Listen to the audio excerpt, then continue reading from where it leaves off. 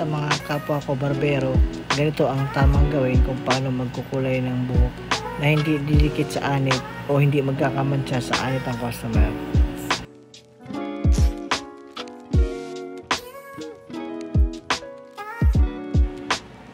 Uunahin po natin yung sa may gitnang bahagi ng buhok ng customer, at yung gagamitin nating supply, yung maliliit lang na ipin na manipis.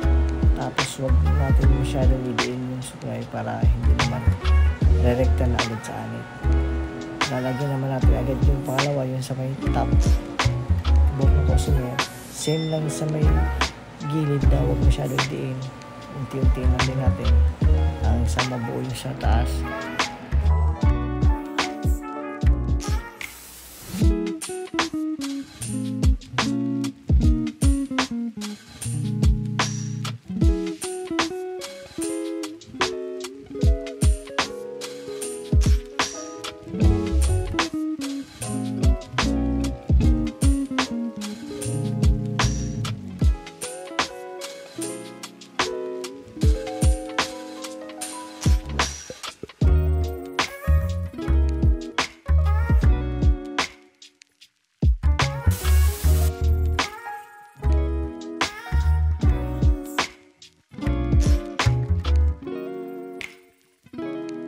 Pag nalagyan na natin lahat sa gilid tsaka sa taas, pwede na natin ibaba yung kulay pamamagitan ng suklay lang din.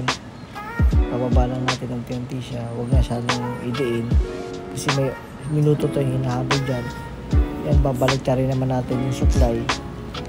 Para yung pinakailalim naman, aabutin na ng pangkulay.